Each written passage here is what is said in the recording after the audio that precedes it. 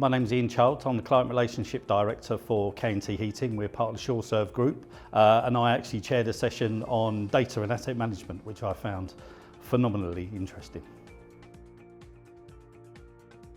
We've always supported the conference. We found it very informative, a good time to engage with clients, customers and supply chain, and just support the SEC as best we can.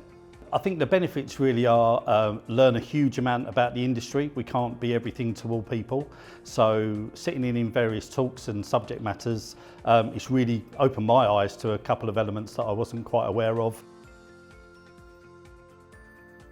So I chaired a session on data. Data is key. We use a huge amount of it and we deliver a lot of it back to our clients. And it was really interesting to get an understanding of how data is used and how we're moving to a more digital process where clients are looking at items like BIM, for example, and looking at the various government strategies that there are in place, the golden thread, as we speak about a lot, and about how we're looking at smarter buildings, how we can use technology and data to help deliver a more preventative line of work rather than being reactive, and also about how we can look to converse with customers better.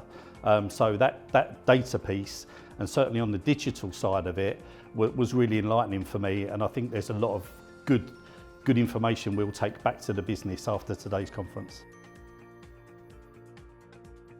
Part of the session today when we spoke around data and digital is the transition that we're all faced with moving into a decarbonisation element. So we've had a huge amount of meetings with clients and framework providers, consultants to look at what solutions are out there. Very important to involve all of the supply chain in those decisions. So we're looking at manufacturers as well, because we can't fit what doesn't exist. And also looking about the demographic of client and customer that we're dealing with.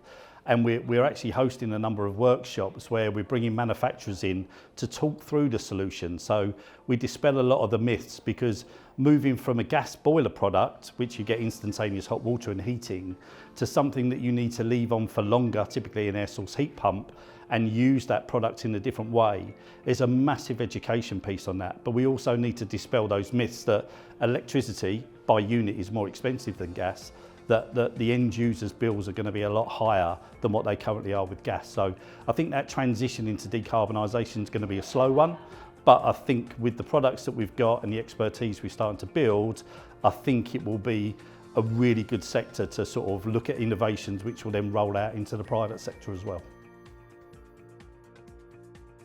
I think going back to resetting the focus, that we've seen a huge amount of regulatory change and policy change in the social housing and public sector in the last sort of 12 to 18 months.